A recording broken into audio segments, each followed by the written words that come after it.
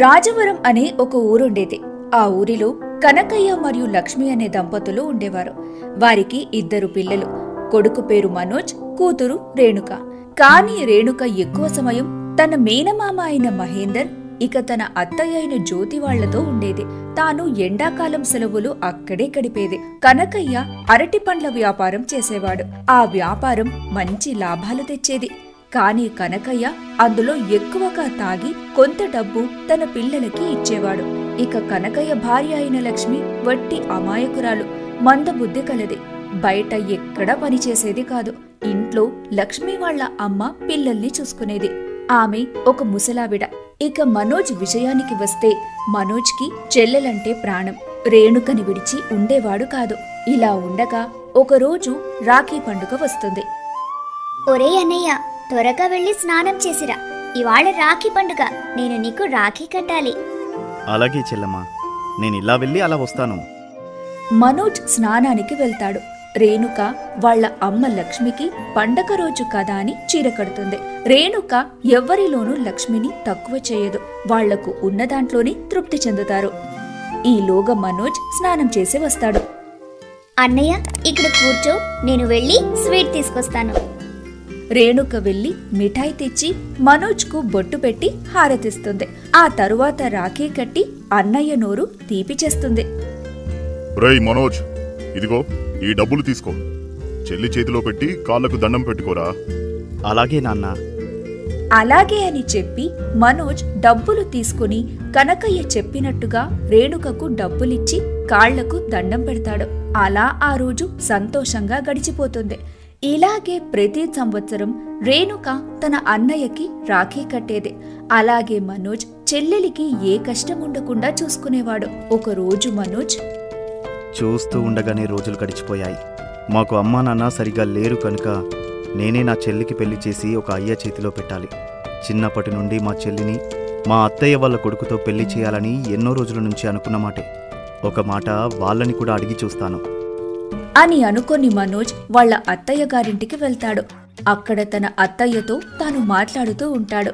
చివరికి వాళ్ల అత్తయ్యని ఒప్పించి వాళ్ళిద్దరికీ పెళ్లి నిశ్చయం చేస్తాడు. కాని వాళ్ల అత్తయ్యకి ఈ పెళ్లి ఏమాత్రం ఇష్టం లేదు. ఇక్కడ వచ్చిన చిక్కేంటంటే, మనోజ్ వాళ్ల బావ రమణకి రేణుక అంటే చాలా ఇష్టం. తన బలవంతం మీదనే పెళ్లికి ఒప్పుకుంటుంది. కాని వాళ్ల అత్తయ్య ఒక షరతు మీద ఒప్పుకుంటుంది. వాళ్ల పెళ్లి కోసం ఖర్చంతా తననే భరించి వాళ్లకి ఎక్కువ సమయం కాకుండా వెంటనే పెళ్లి చేయాలని అంటుంది. మొదట మనోజ్ కంగారు పడినా తన చెల్లి మీద ఉన్న ప్రేమతో ఒప్పుకుంటాడు. ఇంతలో తన మేనమామ ఇంట్లో ఉన్న రేణుకకి కబురందుతుంది. కాని తన పెళ్లి విషయమని తెలియని రేణుక తన అన్నయ్య తనని ఎందుకు పిలిచాడా అని ఒక దగ్గర కూర్చుని ఆలోచిస్తూ ఉంటుంది. అలా కొంత సమయం తర్వాత రేణుక అత్త అయిన జ్యోతి వచ్చి, రేణుక, ఇక్కడుండే ఏం ఆలోచిస్తున్నావు? మీ అన్నయ్య నిన్ను వెంట పెట్టుకుని రమ్మని చెప్పాడు. మనం వెళ్ళాలి. ఏంటత్తా, ఇప్పుడా? అలాగే, వస్తాను అని చెప్పి జ్యోతి రేణుకను తన ఇంటికి తీసుకుని వెళ్ళింది. ఇంటికి వెళ్ళగాని జ్యోతి రేణుకను తయారు చేయడం మొదలు పెడుతుంది. ఏంటత్తయ్యా, నన్ను తయారు చేస్తున్నావు? అన్నయ్య ఎక్కడా? నీకు మీ అన్నయ్య మీ రమణ బావతో పెళ్లి నిశ్చయం చేశాడు రేణుక. ఇవాళే నీకు పెళ్లి. మనకు ఎక్కువ సమయం లేదు. అలా అనగానే రేణుక తన బావంటే ఇష్టం ఉన్నప్పటికీ కొద్దిగా భయపడుతుంది. అలా ఒక్కరోజులో రేణుక రమణల పెళ్లి జరిగిపోతుంది. మనోజ్ ఉన్నదాంట్లోని చెల్లి పెళ్లి ఘనంగా చేస్తాడు. ఇక బాధ్యత తీరిపోయిందని సంతోషిస్తాడు.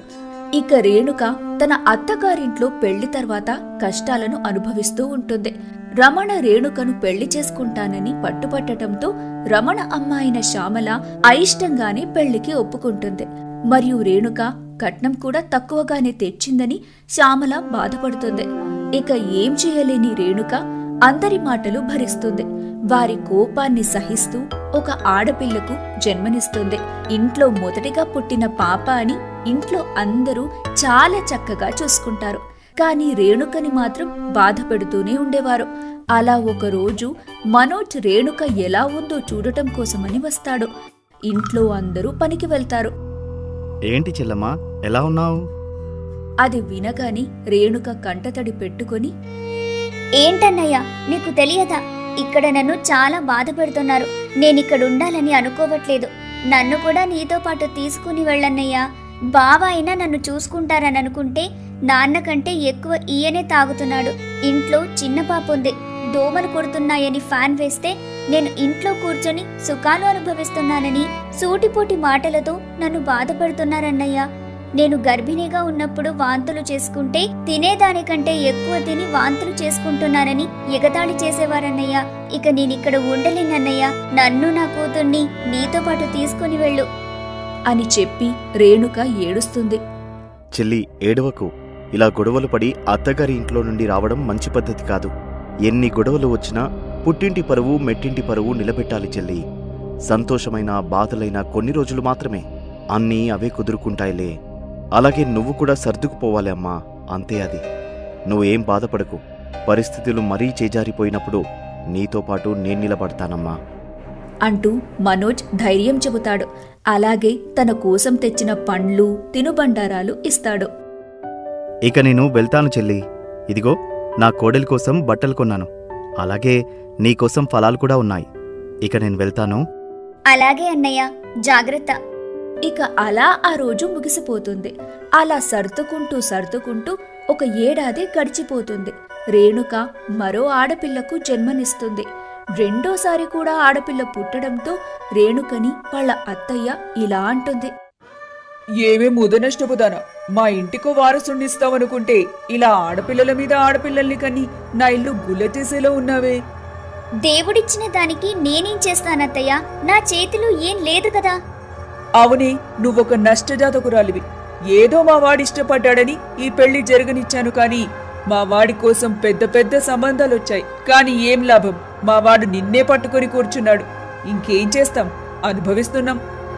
ఆస్పత్రిని చూడకుండా బెడ్పై పడుకొని ఉన్న రేణుకతో ఇష్టం వచ్చినట్టుగా అరిచేసి అక్కడ్నుంచి కోపంగా వెళ్లిపోతుంది.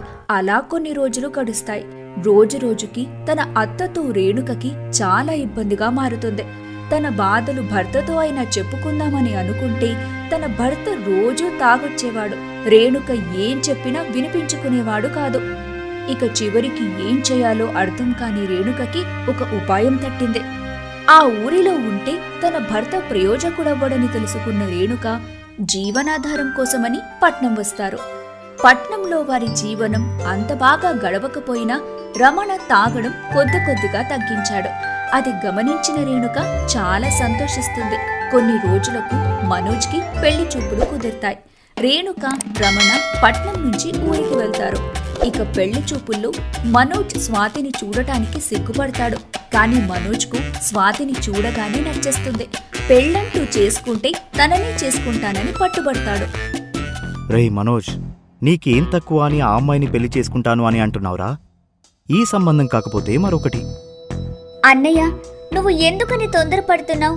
ఆ అమ్మాయి వాలకం కూడా అంత బాగలేదు. మీ బావగారి మాట విను. మీరు తన అందాన్ని చూస్తున్నారు, కానీ నేను తన మనసును చూస్తున్నాను. నా కళ్ళతో చూడు చెల్లి, తాను ఎంత అందంగా ఉందో. అది కాదన్నయ్య. ఇక ఈ విషయంలో నా నిర్ణయం మారదు చెల్లి. ఒక్కసారి చెప్పేది విను అన్నయ్య. రేణుక, ఇక వదిలిపెట్టు. వాడి ఇష్టం. విననప్పుడు మనం మాత్రం ఏం చేస్తాం చెప్పు అని అనగానే రేణుక ఇక ఏం మాట్లాడదు. ఒక నెల గడిచిన తర్వాత మనోజ్ స్వాతిల పెళ్లి జరుగుతుంది. పెళ్లైన కొత్తలో అంతా బాగానే ఉంది. ఇక తరువాత స్వాతి తన అత్తమామలతో గయ్యాళిగా ప్రవర్తిస్తుంది. స్వాతి, నేను పనికి వెళ్ళాలి. నాకు స్నానానికి వేడి నీళ్లు పెట్టమ్మా. ఏంటి, నేను పెట్టాలా? మీరు పెట్టుకోవడానికి చేతులు లేవా ఏంటి? పొద్దున్నే వెళ్ళడం, ఇక రాత్రైతే తిరిగి రావడం. చీచి, ఇక నీ భార్య ఒక పిచ్చిది. ఎప్పుడు ఏం చేస్తుందో ఆమెకే అర్థం కాదు. ఎందుకమ్మా ఇలా మాట్లాడుతున్నావు? నేను సంపాదించుకున్న దాంట్లో నేను తాగుతున్నాను. ఇలా ప్రతి చిన్న విషయానికి గొడవలు జరిగేలా చూడకు. ఓహో, అయితే ఇప్పుడు నేనే గొడవ పడుతున్నానని అంటున్నారు కదా? అయినా మీతో మాట్లాడి ఏం లాభం? నేను ఆయన గారితో మాట్లాడుకుంటాను. అలా కొన్ని రోజులు గడుస్తాయి. స్వాతి తన అత్తమామలతో ప్రతి చిన్న విషయానికి గొడవ పడుతూ ఉండేది. ఆ రోజు రాత్రి మనోజ్ పని ఉండటం వల్ల ఇంటికి ఆలస్యంగా వస్తాడు. ఈరోజు పనిలో చాలా అలసిపోయాను. కాస్త వేడి నీటితో స్నానం చేస్తే బాగుంటుంది. స్వాతి, వెళ్ళి వేడి నీరు పెట్టు. ఏంటి మీ కళ్ళకి నేను ఒకదాన్నే కనిపిస్తున్నానా? మీ అమ్మ పక్కనే ఉంది కదా, ఆవిడకి చెప్పండి. ఎలాగో రోజంతా ఆవిడకున్న పిచ్చితో ఊరు తిరిగొస్తుంది. ఇక మీ నాన్న ఇదిగో ఇలాగే తాగి పడుకుంటారు. ఇక నేను ఇక్కడ ఉండలేను. వెంటనే మా పుట్టింటికి వెళ్ళిపోతాను. అబ్బా, ఏంటి నీ బాధ? కాసిన్ని వేడి నీరు పెట్టు అని చెప్పినందుకు ఇంత రాద్ధాంతం చేయాలా? నేను చల్లనీళ్ళతో స్నానం చేస్తానులే. ఇదిగో ఈ చీర లోపల పెట్టు. ఈ చీర ఎంత బాగా ఉందండి.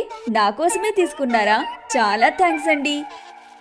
అఘోరించావులే, అది నా చెల్లెలి కోసం తీసుకున్నాను. రేపు రాఖీ పండుగ కదా, మన ఇంటికి వస్తుంది అని మనోజ్ చెప్పగానే స్వాతి అస్సలు ఓర్చుకోలేదు. ఏంటి మీ చెల్లెలికా? హా అవును, నువ్వు కూడా మీ అన్నయ్యకి రాఖీ కట్టాలి కదా, వెళ్ళు మరి. ఊహు అని స్వాతి మూతి తిప్పుకొని వెళ్ళిపోయింది. ఆ మరుసటి రోజు రాఖీ. అందరూ పొద్దున్నే లేచి పనులన్నీ ముగించుకొని రేణుక కోసం ఎదురుచూస్తారు. ఈ సమయానికి చెల్లి ఇంటికి వచ్చేయాలి, కానీ ఇంకా రాలేదేంటి? ఒరేయ్ మనోజ్, ఏమైందిరా? అలా కాలు కాలిన పిల్లిలా అటు ఇటు నడుస్తున్నావు? అదేం లేదు నాన్నా, చెల్లి ఇంకా రాలేదు కదా. దీనికే ఇంత కంగారు పడాలారా? ఎక్కడైనా ఆలస్యమైంది కావచ్చు, మరికొద్దిసేపట్లో వచ్చేస్తారులే. కంగారు పడకుండా ఉండలేను నాన్నా.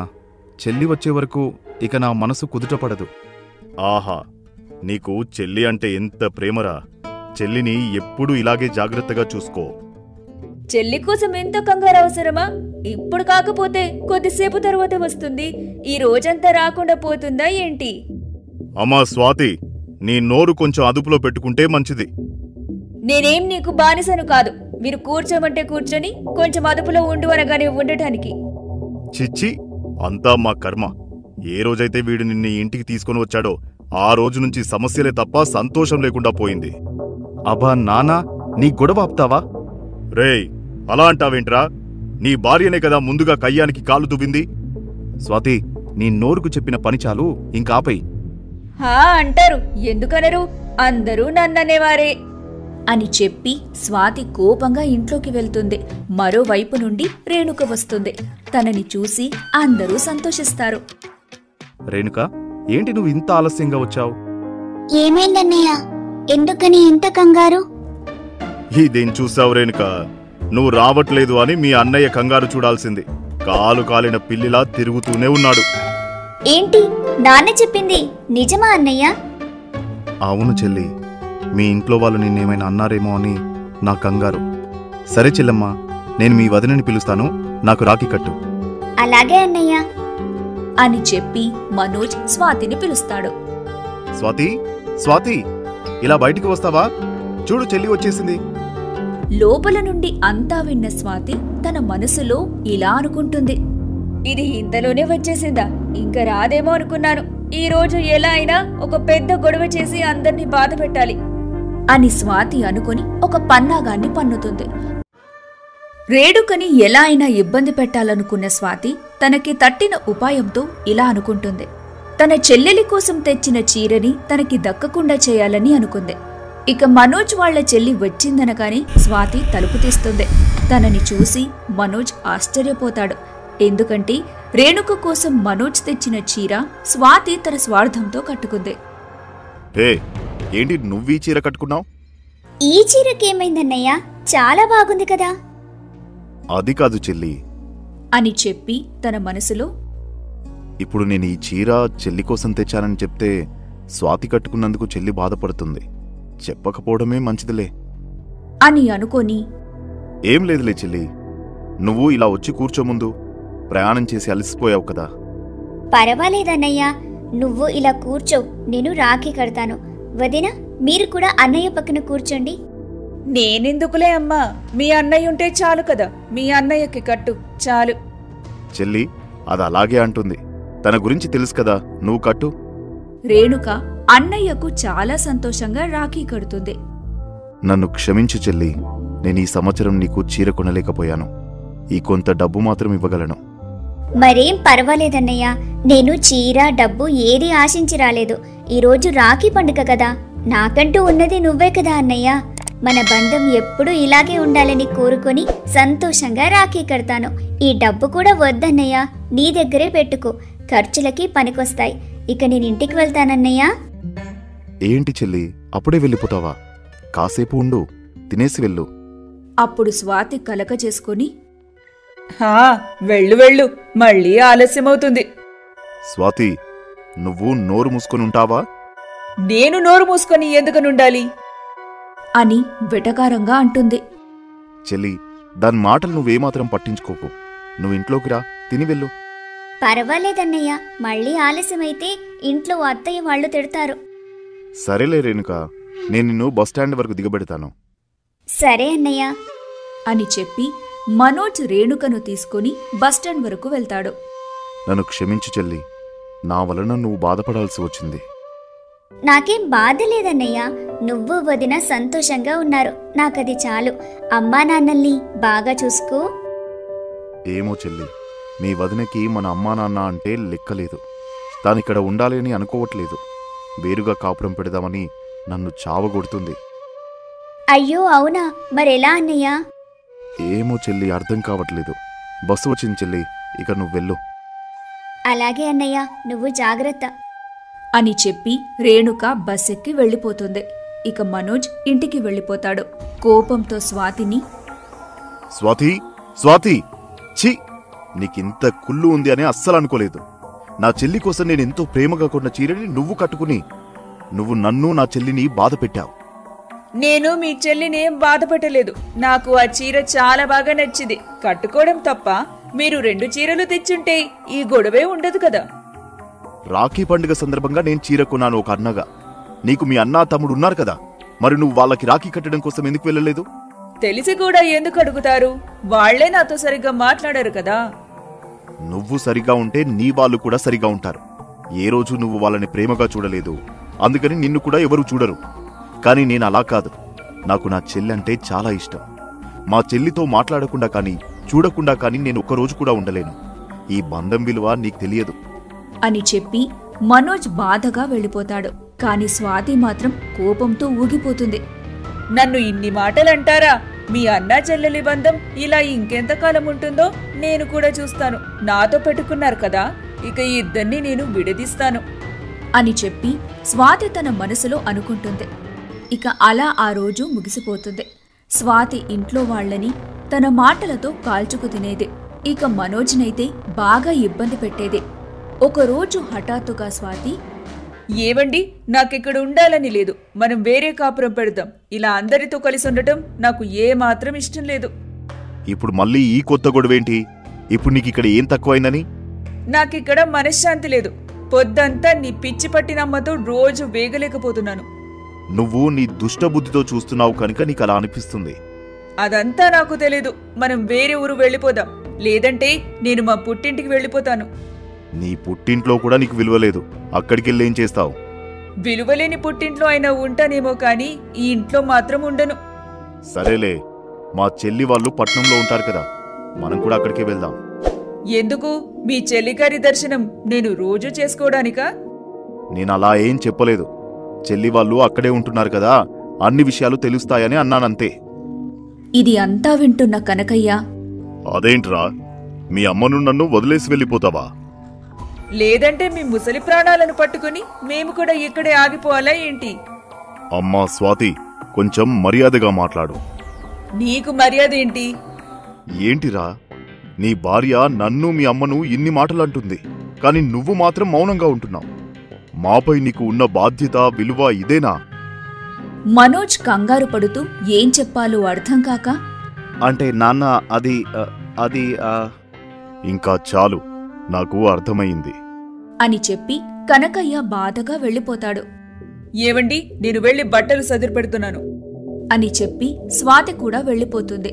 ఇంక మనోజ్ తన మనసులో ఇలా అనుకుంటాడు, ఛీ నా బ్రతుకు, ఇటు దీంతో వేగలేక నాన్నకి సమాధానం చెప్పలేక మధ్యలో నేను చేస్తున్నా. ఇక ఊరిలో నుండి వెళ్ళిపోతే నా మాట అంటే ఇంకా అస్సలు లెక్కలేకుండా పోతుంది. దాన్ని ఆపడమైతే నా వల్ల కాదు. ఇక భరించడం తప్ప వేరే మార్గం లేదు. చచ్చినట్లు స్వాతి మాట వినాలి అని అనుకుని మనోజ్ నిరాశపడతాడు. ఇక చేసేదేం లేదు అని. అలా సాయంత్రమవుతుంది. అందరూ కూర్చొని తింటుంటారు. నాన్న, మేం రేపు ఉదయాన్నే వెళ్తున్నాం. మీరు జాగ్రత్తగా ఉండండి. సరే, వెళ్ళి చావండి. మళ్ళీ నాకెందుకు చెప్పడం? వెళ్లే ముందు మీకు చెప్పకుండా ఎలా వెళ్తాం నాన్నా? సరే సరే, అని చెప్పి కనకయ్య చిరాకు పడతాడు. మరుసటి రోజు ఉదయం, ఏవండి, నేను రెడీ, వెళ్దాం. సరే అమ్మా నాన్న, మేం వెళ్తున్నాము. మంచిది, వెళ్ళు. స్వాతి మాత్రం చాలా సంతోషంగా ఉంది. ఎందుకంటే ముసలివారి గొడవ ఆ రోజుతో పోయిందని. ఇక సాయంత్రం వరకు స్వాతి, మనోజ్ రేణుక ఇంటికి చేరుకుంటారు. అన్నయ్య, వదిన, రండి. ప్రయాణం బాగా జరిగిందా? రండన్నయ్య, కూర్చోండి. ఎప్పుడో పొద్దున ఇంట్లో నుండి బయటకు వెళ్తే ఇప్పుడు ఇక్కడికి చేరుకున్నాం. నిన్ను చూడగానే నా అలసట అంతా పోయింది. అబ్బా, వచ్చామో లేదో మొదలు పెట్టేశాడా అని స్వాతి తన మనసులో అనుకుంటుంది. ప్రయాణం అయితే బాగానే ఉందిలే. చెల్లి, బావ కనిపించట్లేదేంటి? ఆయన ఇంకా రాలేదన్నయ్య, కొద్దిసేపట్లో వచ్చేస్తాడు. అవునా, సరే చెల్లి. ఇల్లు బాగా చిన్నదిగా ఉంది కదా, ఎలా ఉంటున్నారు మరి? మాకు వచ్చే జీతంలో ఈ ఇల్లు గడిచిపోతుంది. అది చాలు వదినా. ఉన్నదాంతో తృప్తి చెందడం కంటే వేరే సంతోషం ఉండదు కదా వదినా అని రేణుక చక్కగా సమాధానమిస్తుంది. కాని స్వాతికి కోపం వస్తుంది. అవునవునులే. చెల్లి, చిన్నది త్వరగానే పడుకుంది. హా అన్నయ్య, చిన్నది రోజు త్వరగానే పడుకుంటుంది. ఇలా అందరూ మాట్లాడుతూ ఉండగా ఈలోగా రమణ ఇంటికి వస్తాడు. రేయ్ మనోజ్, ఎప్పుడు వచ్చావు? చెల్లెలు కూడా వచ్చింది. ఇంట్లో అంతా కులాసేనా? ఇందాకే వచ్చాం బావా, అందరూ బాగున్నారు. మీరెలా ఉన్నారన్నయ్య? నాకేంటమ్మా, నేను బాగానే ఉన్నాను. అన్నయ్య వాళ్ళు వస్తున్నారని చెప్పాను కదా, అయినా కూడా మీరు ఆలస్యంగా వచ్చారేంటి? మా ఓనర్ ఇవాళ ఎక్కువ పని చేయించాడు, అందుకని ఆలస్యమైంది. పర్వాలేదులే చెల్లి, బావ అలసిపోయి వచ్చాడు కదా, ఇబ్బంది పెట్టడం మంచి విషయం కాదు. అలాగే అన్నయ్య. ఏమండి, మీరు స్నానం చేసి రండి, అందరం కలిసి తిందాం. అలాగే. ఇక ఆ రోజు రాత్రి అందరూ కలిసి తృప్తిగా భోజనం చేసి హాయిగా నిద్రపోతారు. మరుసటి రోజు ఉదయం, బావా, నీతో కొంచెం మాట్లాడాలి. చెప్పు మనోజ్. మేము ఇక్కడే ఉండాలని అనుకుంటున్నాం. నాకు ఏదైనా పని చూడు బావా. ఏంటి ఇక్కడనా? ఊరిలో ఏమైందిరా? స్వాతికి ఊర్లో ఏం నచ్చట్లేదు బావా. అలాగే ఊర్లో కూడా ఆదాయం సరిగా లేదు. అవునా, సరేలేరా, నేను నీకోసం ఒక మంచి పని వెతికి పెడతాను. అలాగే బావా. తనకి మంచి పని చూసి పెడతా అని మనోజ్ బావ రమణ చెప్పి పనికి వెళ్ళిపోయాడు. ఇక ఇంట్లో మనోజ్, స్వాతి, రేణుక చిన్న కూతురుంటారు. స్వాతి తన భర్త మనోజ్ దగ్గరకు వెళ్లి, ఏవండి అని ప్రేమగా పిలుస్తుంది. ఆ ప్రేమను గమనించిన మనోజ్ ఇలా అంటాడు. ఏంటి, ఏవండి అని నన్ను నువ్వింత ప్రేమగా పిలుస్తున్నావా? ఏం కావాలి? అబ్బాయి ఏంటండి, ఏదో పిలవాలనిపించి ప్రేమగా పిలిస్తే మీరేమో. చాలు చాలు, నీ అవసరానికి ప్రేమ అని పేరు పెట్టకు. సరే చెప్పు, నీకేం కావాలి? నాతో ఏం అవసరం పడింది? మీరన్నీ భలే కనిపెట్టేస్తారండి. మరేమో మనం పట్నం వచ్చాం కదా, అయితే మన జీవితాలు మారిపోతాయి కదా. పట్నం వస్తే జీవితాలు మారవు, కష్టపడితే మారుతాయి. అదేలేండి, అయితే మీరు బాగా కష్టపడండి. ఏంటి, నా ఒక్కడితో అవుతుందా చెప్పు? నేనివాళ ఉదయాన్నే బావని అడిగాను ఏదైనా పని ఉంటే చూడమని. అలాగే నీకు చెల్లిని ఒక పని చూడమని చెబుతాను. తాను పనిచేసే దగ్గర మంచి పని చూస్తుంది. అప్పుడు స్వాతి ఒకేసారి కోపంగా, ఏంటి, నేను పని చేయాలా? అది కూడా మీ చెల్లితో? నా గురించి ఏమనుకుంటున్నావు? మీ చెల్లిలా నేను చదువులేని దాన్ని కాదు. నేను మీ అందరికంటే ఎక్కువ చదువుకున్నాను. నేను చదివిన చదువుకు నాకు వేరే స్థాయిలో ఉద్యోగం వస్తుంది. అనుకుంటే నీకంటే ఎక్కువే సంపాదిస్తాను. అలాంటి నన్ను పట్టుకుని వేరే ఒకరింట్లో ఇల్లూడ్చి బట్టలుతికే పనికి పెడతారా? నువ్వు బాగా చదువుకున్నదానివే స్వాతి, నేను కాదనట్లేదు. కానీ పరిస్థితి బట్టి మనం కూడా మారాలి. ఇంత చెప్పినా నువ్వు వినలేదంటే అది నీ ఇష్టం. సరే మరి, నీ స్థాయికి తగ్గ పని చేస్తావా చెప్పు. నేనెందుకని పని చేయాలి? నన్ను పెళ్లి చేసుకున్నారు కదా, అయితే నన్ను పోషించే బాధ్యత మీదే. అబ్బా, ఏంటి స్వాతి, నువ్వు కాలుకేస్తే వేలికేస్తావు, వేలికేస్తే కాలుకేస్తావు. నీతో నేను వేగలేను. కొద్దిసేపు అలా బయటకు వెళ్ళి వస్తాను. పాపని చూసుకో. అందుకే మరి నాతో పెట్టుకోకూడదు. ఇప్పుడైనా బుద్ధొచ్చిందా? వచ్చిందిలే అని చెప్పి మనోజ్ బయటికి వెళ్తాడు. అలా బయటకు వెళ్లి సాయంత్రానికి ఇంటికి తిరిగి వచ్చేస్తాడు. ఏ స్వాతి, రోజంతా ఇంట్లోనే ఉన్నావు కదా, ఇంట్లో పనైనా చేస్తే ఏమైంది? చెల్లి వాళ్ళ ఇంటికి వచ్చి నువ్వుండగా తను పని చేస్తే ఇలా? ఉదయం ఇప్పుడో వెళ్ళింది.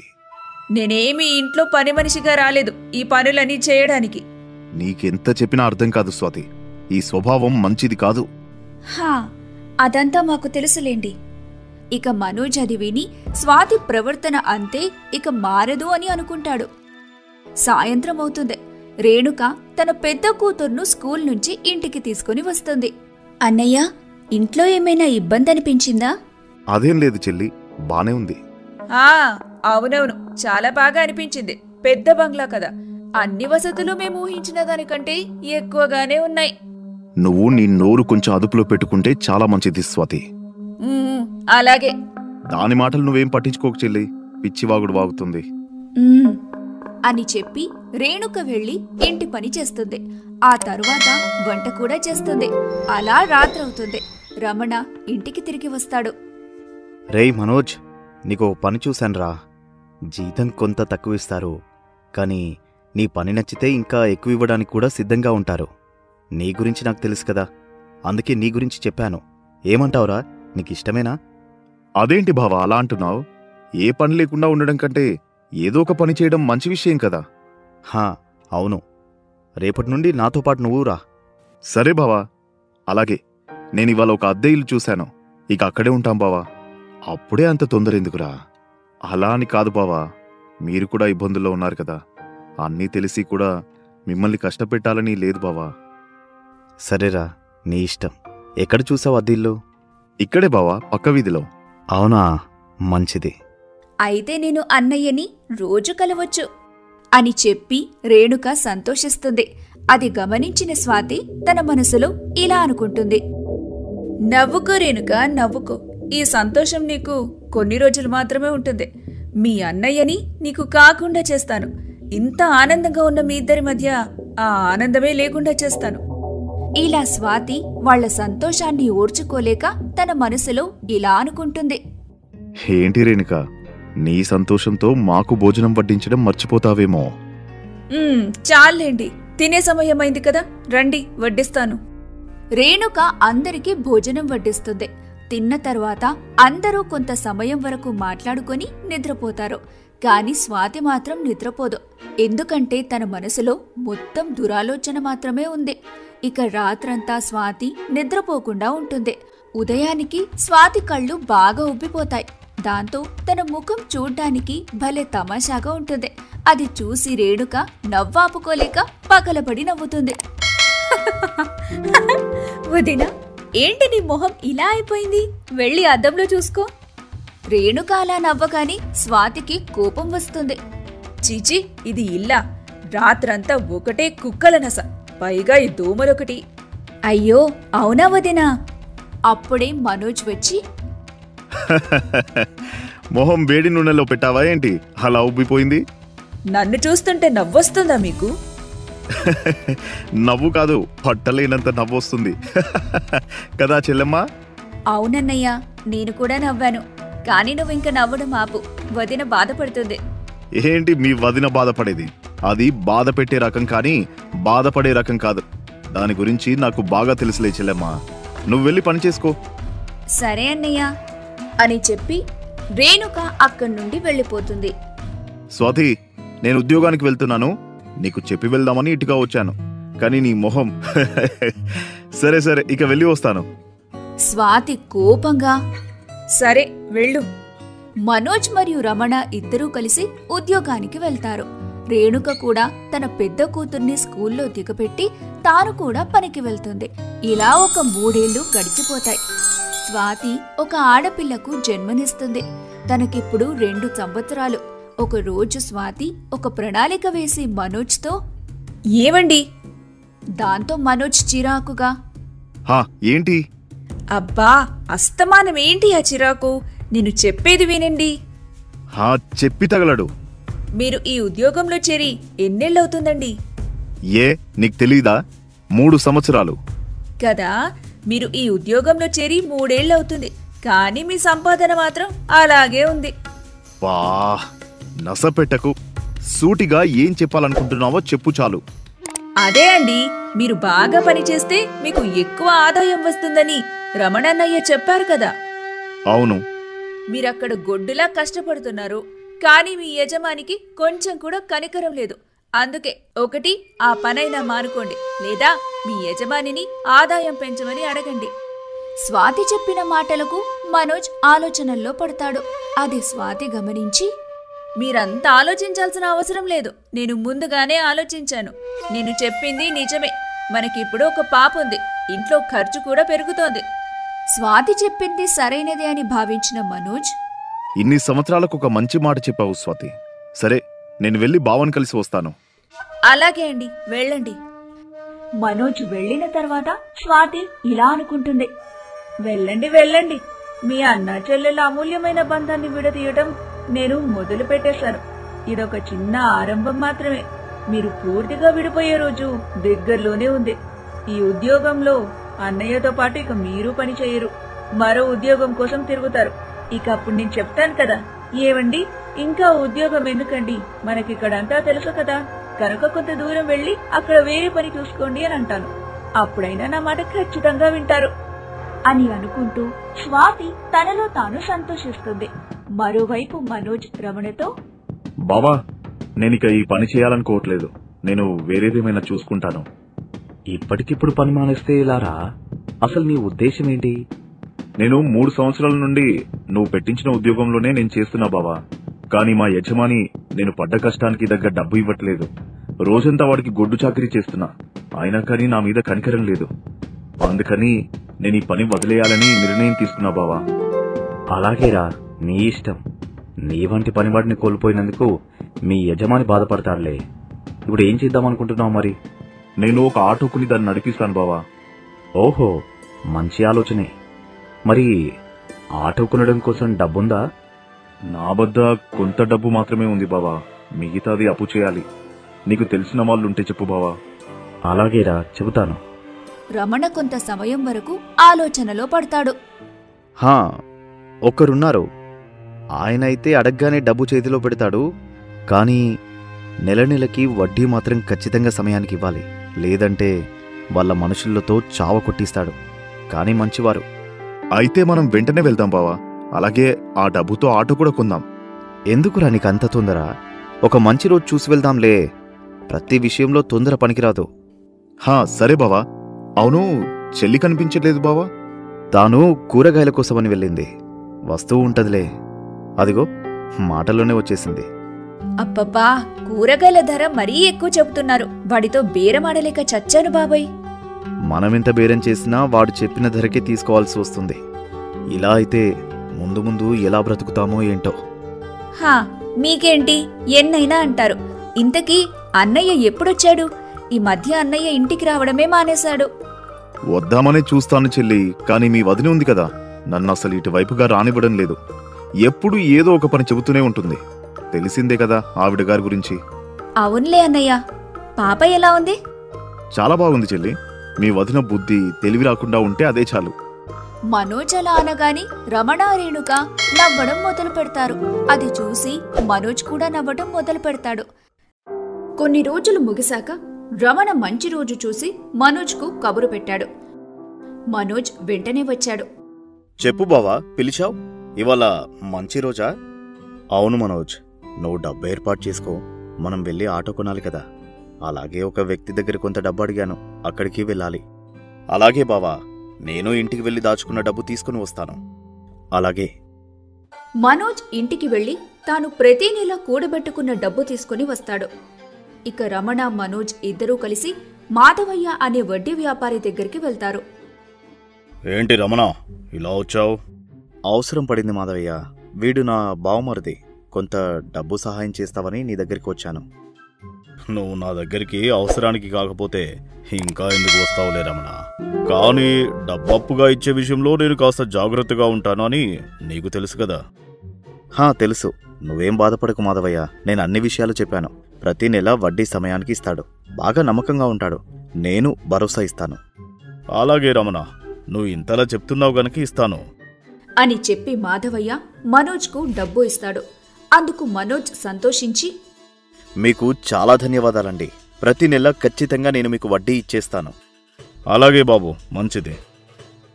మనోజ్ మరియు రమణ ఆటో కొనుక్కునే దగ్గరకు వెళ్ళి, రండి సార్, చెప్పండి మీకు ఏం కావాలి? బాబు, మేము ఒక ఆటో కొనాలి అనుకుంటున్నాం. మంచి ఆటో కొంత తక్కువ ధరలు ఏమైనా ఉంటే చూడు. అలాగే సార్, మీరు ఇటువైపుగా రండి అని చెప్పి ఆ వ్యక్తి ఒక ఆటో దగ్గరకు తీసుకుని వెళ్తాడు. ఇది చూడండి, ఈ ఆటో అయితే మీరు అనుకున్న ధరలో వస్తుంది. అలాగే అండి. రే మనోజ్, ఈ ఆటో అంతా చూసుకోరా, నీకు నచ్చితే తీసుకుందాం. రమణ అలా చెప్పగాని మనోజ్ వెళ్లి ఆటో మొత్తం తిరిగి చూస్తాడు. మనోజ్కు ఆ ఆటో బాగా నచ్చుతుంది. అదే తీసుకోవాలని నిర్ణయించుకుంటాడు. బావా, ఈ ఆటో తీసుకుందాం, నాకు బాగా నచ్చింది. అలాగేరా. ఆఖరికి మనోజ్ ఒక ఆటో కొన్నాడు. అన్ని కాగితాల మీద సంతకాలు పూర్తయ్యాక మనోజ్ ఇంకా రమణ ఆటోని ఇంటికి తీసుకొస్తారు. రేణుక కొత్త ఆటోకు తన మనస్ఫూర్తిగా పూజ చేస్తుంది. స్వాతిని హాస్పిటల్కి తీసుకుని వెళ్తారు. ఏంటన్నయ్యా, వదిన ఉన్నపళంగా ఇలా అయిపోయింది? ఏమో చెల్లమ్మ, నాకు మాత్రం ఏం తెలుసు, నాకు అదే కంగారుగా ఉంది. హే, ఏం కాదులేరా, నువ్వు కంగారు పడకు. ఇంతలో డాక్టర్ బయటకొచ్చి, లోపల ఉన్న అమ్మాయికి మీరు ఏమవుతారండి? తాను నా భార్య డాక్టర్ గారు. మీరు కంగారు పడవలసిందేమీ లేదు, మీరు త్వరలో తండ్రి కాబోతున్నారు అని అనగాని మనోజ్ ఆనందానికి హద్దులుండవు.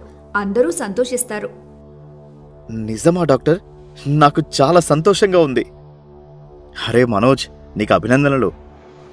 ఇంత మంచి విషయమన్నయ్యా, నేను వెంటనే గుడికి వెళ్ళొస్తాను అని చెప్పి రేణుక గుడికి వెళ్ళిపోతుంది.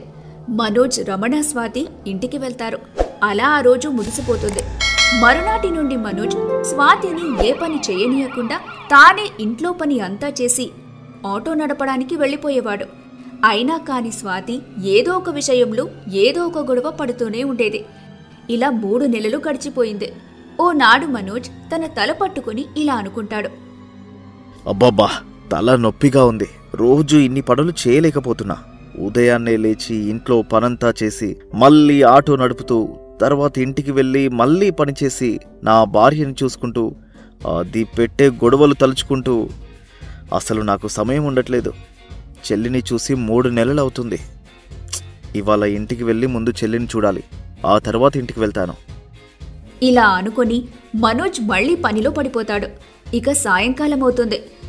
మనోజ్ రేణుక వాళ్ళ ఇంటికి వెళ్తాడు. మనోజ్ రావటం గమనించిన రమణ ఇలా అంటాడు. ఎవరు మనోజా? ఏంట్రా, నీకు ఇల్లు ఇంకా గుర్తుందా? ఇన్ని రోజులు రాలేదు కదా, మర్చిపోయావేమో అనుకున్నా. అబ్బా, ఇంకాపుతారా? వదిన అసలే వట్టి మనిషి కూడా కాదు. ఇక అన్నయ్యకి బాధ్యత, పని ఎక్కువైంది. అన్నయ్యకి సమయం ఎక్కడుంటుంది చెప్పండి? అవును చెల్లి, నన్ను చాలా బాగా అర్థం చేసుకున్నావు. మీ వదిన కూడా నన్ను ఇలా అర్థం చేసుకుంటే బాగానే ఉండేది. అన్నీ అవే సర్దుకుంటాయిలే, నువ్వు బాధపడకు. అలాగే బావా. ఇక మనోజ్ తన బాధలు రమణ, రేణుకతో చెబుతూ ఉంటాడు. అలా చాలా సమయం గడిచిపోతుంది. అక్కడింట్లో ఒక్కతే ఉన్న స్వాతి మనోజ్కి ఫోన్ చేస్తుంది. ఇదిగో, తన గురించే మాట్లాడుతున్నాం, తానే ఫోన్ చేస్తుంది. హలో, చెప్పు స్వాతి. ఇవ్వండి, ఏంటి ఇంకా రాలేదింటికి? ఇంత సమయం వరకు ఏం చేస్తున్నారు? నేను చెల్లి వాళ్ళ ఇంట్లో ఉన్నాను స్వాతి, ఇదిగో వస్తున్నా. మనోజ్ అలా అనగానే స్వాతి మండిపడుతూ ఇలా అంటుంది. ఇంట్లో నేను ఒక్కదాన్నే ఉంటానని తెలుసు కదా. మీ పనైపోగానే నా కోసం ఇంటికి రాకుండా మీ చెల్లెలింట్లో ఏం చేస్తున్నారు? వెంటనే ఇంటికి రండి, నేను మీతో మాట్లాడాలి. ఆహా, సరేలే వస్తున్నా అని చెప్పి మనోజ్ ఫోన్ పెట్టేశాడు. ఏమైంది మనోజ్, మొహమలా పెట్టావు? ఏం లేదు బావా, తెలిసిందే కదా, స్వాతి ఫోన్ చేసింది ఇంటికి రమ్మని. ఇక వెళ్తాను. అలాగేరా, జాగ్రత్తగా వెళ్ళు. అలాగే బావా. మనోజ్ ఇంటికి వెళ్తాడు. వచ్చారా ఇంటికి? మీకు నేనుంటే సరిపోనా? మనకంటూ ఒక ఇల్లుంది కదా, ఇక్కడికి రాకుండా మీ చెల్లి వాళ్ళ ఇంట్లో ఏముందని వెళ్ళావు? బా, ఇంటికి రాగానే ఏంటి నీ నస? నన్ను కాసేపైనా ప్రశాంతంగా ఉండనివ్వవా? ఇంట్లో ఎలాగూ ప్రశాంతత లేదు, బయట కూడా నన్ను నాకు నచ్చినట్టుగా ఉండనివ్వవా? అవునవును, నేనే మీ ప్రశాంతతని పాడు చేస్తున్నా మరి. ఇలా ఆ రోజు గొడవ పడతారు. అలా కొన్ని నెలలు గడిచిపోతాయి. స్వాతి ఒక ఆడపిల్లకు జన్మనిస్తుంది. అందరూ సంతోషంగా ఉంటారు. కానీ స్వాతి మాత్రం మనోజ్కు ఏదో ఒకటి చెప్పి రేణుకను దూరం చేద్దామని చూస్తుంది. మెల్లిమెల్లిగా మనోజ్ కూడా స్వాతి మాటలు వినటం మొదలు పెడతాడు. అమ్మయ్య, మా ఆయన నా మాట వింటున్నాడు. ఇదే మంచి సమయం. నేను తన చెల్లిని మా ఆయన నుండి దూరం చేస్తాను అని అనుకొని మనోజ్తో, ఏవండి, నాకిక్కడ ఏమంతగా నచ్చట్లేదు. మనం ఇంకా ఎక్కడికైనా వెళ్దాం. అలాగే నేను పని చేయాలనుకుంటున్నాను. ఇక్కడ కూడా బాగానే ఉంటున్నాం కదా, మళ్ళీ ఏమైంది? అయినా నువ్వు పని చేయడం ఎందుకు? నేనున్నా కదా. ఒకవేళ నువ్వు అంతగా పని చేయాలనుకుంటే మా చెల్లికి చెప్తాను, ఏదో ఒక పని చూస్తుంది. చిచి, ఆ పనికి నేనెందుకు వెళ్తాను? ఆమెకు చదువు సంధ్య లేదు కాబట్టి ఆ పనికి వెళ్తుంది. నేను చాలా బాగా చదువుకున్నాను. చెప్పాలంటే మీకన్నా ఎక్కువే చదివాను. నా చదువుకు తగ్గ పని చూసుకొని నేను పని చేస్తాను. ఇక్కడ నాకు నచ్చలేదంటే నచ్చలేదు. నాకు ఎదురు చెప్పకుండా ఇల్లు మార్చేస్తేనే మంచిది. చదువు ఉంటే ఇంత అహంకారం కూడా ఉండాలా? అయినా ఏ పని తక్కువ చేసి మాట్లాడకూడదు, అది గుర్తుపెట్టుకో. ప్రతి ఒక్కరిని ఇంకా వారి పనిని గౌరవించాలి. చదువుకున్న దానివి కదా, సంస్కారం తెలీదా? నీకు కావాల్సింది ఇక్కడి నుండి వెళ్ళిపోవడమే కదా. సరే, నీ ఇష్టం, వెళ్దాం. అంతేకాని నా చెల్లిని తక్కువ చేసి మాట్లాడకు. నాకన్నీ తెలుసు. మీరిక్కడి నుంచి వెళ్లే ప్రయత్నం చేస్తే ఇంకా ఎక్కువ సంతోషిస్తాను. సరే, అలాగే కానివ్వు. కొంత సమయం కాగానే రేణుక ఇంకా రమణ మనోజ్ వాళ్ల ఇంటికి వస్తారు. అన్నయ్య, ఏది నా కోడలు? మీ వదిన దగ్గరుంది చెల్లి, వెళ్ళు. అలాగే అన్నయ్య. హహా, కూతురు పుట్టగానే మొహం వెలిగిపోతుంది మనోజ్. ఇక ఖర్చులు బాధ్యతలు పెరిగినట్టే. కొంచెం జాగ్రత్తగా ఉండు. చెల్లిని బాగా చూసుకో. అలాగే బావా, నేను చూసుకుంటాను. ఏమండి, చూడండి నా కోడలు ఎంత ముద్దుగా ఉందో. అవును రేణుక. అలా వాళ్ళు ఆ రోజు అక్కడే ఉండి చాలా సంతోషంగా ఉంటారు. వాళ్ల సంతోషాన్ని చూస్తున్న స్వాతి మాత్రం కోపంతో రగిలిపోతుంది. అలా రమణ, రేణుక కోడల్ని చూసి చాలా సంతోషంగా ఒకరి ముఖం ఒకరు చూసుకుంటారు. రేణుక స్వాతికి దిష్టి తీస్తుంది. ఇక లోపలికి వెళ్లి అందరూ కూర్చుంటారు. స్వాతి మెల్లిగా రమణతో ఇలా అంటుంది. ఏవండి, మీ బావకి చెప్పండి మనం ఇక్కడి నుంచి వెళ్ళిపోతున్నామని. అబ్బా, ఉండవే, చెప్తాను కాని అయినా ఇప్పుడే చెప్పాలా? హా, అవును, ఇప్పుడే చెప్పండి. ఇప్పుడు కాకపోతే ఇంకెప్పుడు చెప్తారు? సరే, చెప్తాన్లే, ఆగు. ఏంట్రా, ఏదో గుసగుసలు వినిపిస్తున్నాయి, ఏంటి విషయం? అయ్యో, అలా ఏం లేదు బావా. ఏం లేదనంటారేంటండి? ఉంది కదా. మరేం లేదన్నయ్య. ఈయనకి ఇక్కడ ఉండటం పెద్దగా నచ్చట్లేదు. కొంచెం దూరంలో ఏదో మంచిల్లు చూసారంట. అక్కడైతే అద్దె కూడా తక్కువే. అందుకని అక్కడికి వెళ్దామనుకుంటున్నాం. అది మీకు చెప్పడానికి ఇలా తడబడుతున్నాడు. ఓహో, అదా అయితే విషయం. ఇది చెప్పడానికి ఇంతలా ఆలోచించాలా? ఇక్కడ అద్దె ఎక్కువ ఉంది నిజమే. ఇంట్లో నువ్వు ఒక్కడివే పని చేయడం వల్ల ఇల్లు గడిచిపోతుంది. అన్నీ నువ్వే చూసుకోవాలి కదా, కష్టమవుతుంది. అద్దె తక్కువగా ఉంటే మిగిలిన డబ్బు నీకే ఇతర విషయాలకు అవసరం వస్తుంది. అవునన్నయ్య, మంచి ఆలోచన చేశావు. ఇప్పుడు ఇంటికి బుజ్జి కోడలి పిల్ల వచ్చిందంటే అవసరాలు ఎక్కువగానే ఉంటాయి. చూసారా అన్నయ్య, రేణుక ఏమీ అనలేదు. మీరే చెప్పాలా వద్దా అని తెగ ఆలోచించారు. అప్పుడే రేణుక పెద్ద కూతురు ఇలా అంటుంది. అయితే మావయ్య, నువ్వు ఇక్కడి నుంచి వెళ్ళిపోతావా? ఇక్కడే ఉండు మావయ్య, అందరం కలిసి ఉందాం. తల్లి శైలు, నేను ఎక్కడికి వెళ్ళడం లేదు, ఇక్కడే ఉంటాను. నువ్వెళ్ళి ఆడుకో. ఏం చేయలేక మనోజ్ తన మనసులో ఇలా అనుకుంటాడు. చిచి, ఏం జన్మనాది. చెల్లెలి కోసం ఏం చేయలేను. చేయాలన్నా స్వాతిని ఎదురించాలి, అది నా వల్ల కాని పని. కానీ నాకు చెల్లెల్ని వదిలి ఎక్కడికి వెళ్లాలని లేదు. ఇప్పుడు నేను స్వాతిని ఎదురించకపోతే అది నన్ను ఎక్కడున్నా ప్రశాంతంగా ఉండనివ్వదని అనుకుని మనోజ్ కానీ అని మనోజ్ అనేలోగా రేణుక, అన్నయ్య ఇక్కడే ఉండిపోవచ్చు కదా, లేదా మేము కూడా నీ దగ్గరికి వచ్చేస్తామన్నయ్య. రేణుక, మనమిలా వెళ్తాం. మనం ఇక్కడ ఎన్నో నెలల నుండి ఉంటున్నాం. పిల్లలకు ఇక్కడ బాగా అలవాటైంది. అలా కాదండి, అన్నయ్యతో కలిసి ఉంటాం కదా అని. అప్పుడు స్వాతి ఒకేసారి కోపంగా, అబ్బబ్బా, అప్పటినుంచి చూస్తున్నా అన్నయ్య అన్నయ్య. ఏంటి, అన్నయ్య లేకపోతే మీ ప్రాణమేమైనా పోతుందా? ఊరిలో ఆ ముసలి వాళ్ల బాధ తట్టుకోలేక అక్కడ ప్రశాంతత లేదని ఇక్కడికొచ్చాము. నాకిక్కడ కూడా ప్రశాంతత లేకుండా పోయింది. నీ పెళ్ళైందిగా, అయినా కూడా మీ అన్నయ్యని వదిలుండలేవా ఏంటి? ఏదో ప్రపంచంలో నీకు మాత్రమే అన్నున్నట్టుగా ప్రవర్తిస్తున్నావు. ఇలా స్వాతి తన మాటలతో రేణుక మనసును గాయపరుస్తుంది. ఇదంతా విని తట్టుకోలేని మనోజ్ ఇలా అంటాడు. స్వాతి, ఇంకా చాలు. రోజు రోజుకి నువ్వు ఒక మృగంలాగా మారిపోతున్నావు. అసలు ఏం చేస్తున్నావో, ఏమని మాట్లాడుతున్నావో నీకైనా అర్థమవుతుందా? నేను ఏమని మాట్లాడుతున్నానో నాకు బాగా అర్థమవుతుంది. మీ అన్నా చెల్లెలకి పిచ్చి పట్టినట్టుంది. అందుకే నేనేం చేస్తున్నానో మీకే అర్థం కావట్లేదు. నువ్వు అడిగిన ప్రతిదీ చేశాను. నీకేం కావాలి అంటే అది నీ కళ్ళ ముందు తెచ్చిపెట్టాను. అదంతా నా తప్పు. నీకు ఎక్కువ చనువివ్వడం నేను చేసిన మొదటి తప్పు. ఇప్పుడు అర్థమవుతుంది నాకు. ఆ రోజు నిన్ను పెళ్లి చూపుల్లో చూడడానికి వచ్చినప్పుడే మా బావ చెల్లి ఎంత చెప్పినా నేను వినలేదు. కానీ నాకు ఇప్పుడు అనిపిస్తుంది ఆ రోజు మా చెల్లి బావ మాట వింటే బాగుండు అని. అవును, ఆ పనేదో అప్పుడే చేసుంటే బాగుండేది. నాకు ఇంత బాధ ఉండేది కాదు. ఈ పేద ఇంట్లో ఉండేదాన్ని కూడా కాదు. నేను మీకు ఏమన్యాయం చేశానని మీరు నన్ను ఇలా కాల్చుకు తింటున్నారు? నేను మీకు ఎన్నోసార్లు చెప్పాను మనం ఇక్కడి నుండి వెళ్ళిపోదామని. అయినా నువ్వు నా మాట వినట్లేదు. చిచి, నువ్వు అసలు మనిషివి కాదు.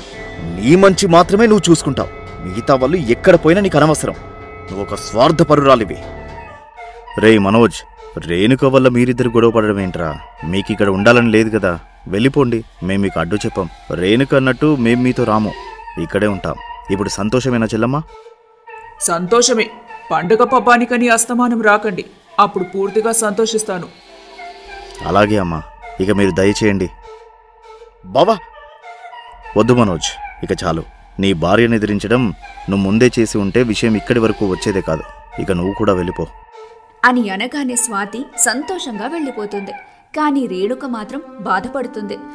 అలా అక్కడి నుండి రమణ, రేణుక వెళ్ళిపోతారు. నేను ఏమన్నానని నన్ను వదిన ఇంతలా బాధ పెట్టిందండి? నువ్వు బాధపడకు రేణుక.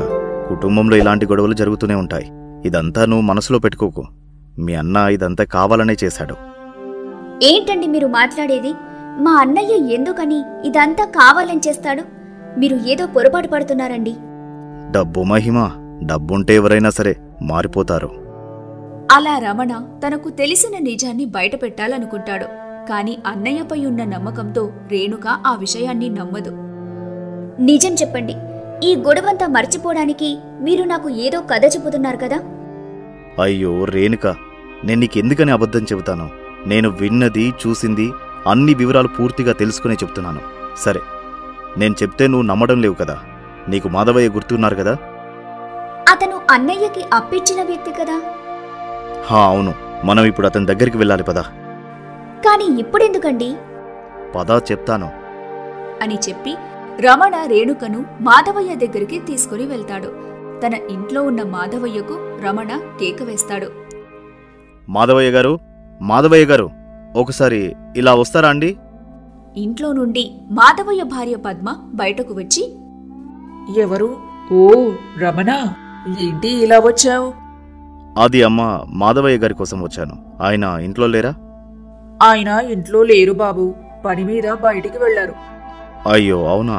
ఆయనతో కొంచెం ముఖ్యమైన పని ఉండే. నువ్విలా కూర్చోరమన్నా, ఆయన త్వరగానే వచ్చేస్తారులే. అలాగే అండి. ఇక రమణ, రేణుక కూర్చొని మాధవయ్య కోసం ఎదురు చూస్తూ ఉంటారు. రేణుక మాత్రం తన మనసులో ఇలా అనుకుంటుంది. దేవుడా, మా ఆయన ఏదో నిరూపిస్తానని తీసుకునొచ్చాడు. నాకు చాలా కంగారుగా ఉంది. ఏ చెడు జరగకుండా చూసుకో స్వామి అని రేణుక తన మనసులో అనుకుంటుంది. కొంత సమయం తర్వాత మాధవయ్య వస్తాడు. ఏంటి రమణ, నీ భార్యతో పాటు వచ్చావు? ఏంటి విషయం? పెద్ద పనని ఏం కాదండి, మీతో కొంచెం మాట్లాడాలని ఇలా వచ్చాను. నాతో ఏం మాట్లాడతావు రమణ? సరే చెప్పేంటో. ఆ రోజు మీరు అప్పిచ్చారు కదా అండి? అవును, ఇచ్చాను. అసలు వడ్డీ మొత్తం కలిసి పోయిన వారం క్రితమే ఇచ్చాడు మనోజ్ అని మొన్ననే నీతో చెప్పాను కదా. అవునండి, ఇది వినడం కోసమే వచ్చాం. ఇంకా ఉంటానండి. రారేనుక, వెళ్దాం అని చెప్పి రమణ రేణుకను తీసుకుని వెళ్ళిపోతాడు. ఇదంతా చూస్తున్న మాధవయ్య బిక్కమొహం వేస్తాడు. అసలు రమణ ఎందుకు వచ్చాడో, ఏం మాట్లాడాలన్నాడో ఏమీ అర్థం కాదు. ఏమైందండి మీకు ఇవాళ? మాధవయ్య గారిని కలవాలన్నారు. ఏదో 2 ముక్కలు మాట్లాడి గబగబా నన్ను తీసుకుని వచ్చేశారు. మాధవయ్య గారి మాటల్లో ఒక విషయం గమనించావా? ఏంటి? అదే, ఆయన చెప్పారు కదా, మీ అన్నయ్య అసలు వడ్డీ ఒకేసారి కట్టేశాడంట. మరి మీ అన్నయ్యకు అంత డబ్బు ఎలా వచ్చింది? అవునండి, ఎలా వచ్చింది? మా అన్నయ్య రాత్రి పగలు కష్టపడి పనిచేశారా? ఓసి పిచ్చిదానా, అందుకు కదా మీ అన్నయ్య నిన్ను మోసం చేసింది. మా అన్నయ్య నన్ను మోసం చేయడం ఏంటండి? మీ ఊరిలో మీకు ఆస్తి ఉంది కదా, అది మీ అన్నయ్య ఒక్కడికే దక్కాలి అని నిన్ను దూరం చేసుకున్నాడు. కావాలనే నీతో సరిగా మాట్లాడలేదు. లేకపోతే మీ అన్నయ్యకి ఇంత డబ్బు ఎక్కడి నుండి వస్తుంది అని నాకు అనుమానం వచ్చి నేను ఊరిలో ఏం జరుగుతుందో అంతా కనుక్కున్నాను. మా అన్నయ్య చిన్నప్పటి నుంచి నాకు ఏమైనా తట్టుకోలేని అన్నయ్య ఇలా ఆస్తి కోసం నన్ను దూరం చేసుకున్నాడంటే నాలో బాధ పోవట్లేదండి. అవును రేణుక, మన వాళ్ళు అనుకుంటాం, కానీ వాళ్ళు ఎప్పటికీ మనవాళ్ళు కాదు. ఇక మీదటి నుండి నువ్వు ఎవరిని అంత తేలికగా నమ్మకు. అలాగే అండి. అది వినగాని రేణుక మనసు 100 ముక్కలవుతుంది. తన సొంత అన్నయ్య తనకి చేసిన మోసాన్ని తలుచుకొని బాధపడుతుంది అని అనుకొని ఇద్దరూ ఒక నిర్ణయానికి వస్తారు. ఇక ఎవ్వరినీ నమ్మకుండా వారి కష్టంపై ధ్యాస పెట్టి సంతోషంగా ఉంటారు. ఇక స్వాతి మనోజ్ల విషయానికి వస్తే వారిద్దరూ ప్రతి చిన్న విషయానికి గొడవ పడుతూ అనవసరమైన ఖర్చులు పెట్టుకుంటూ స్వార్థంగా ఉంటారు.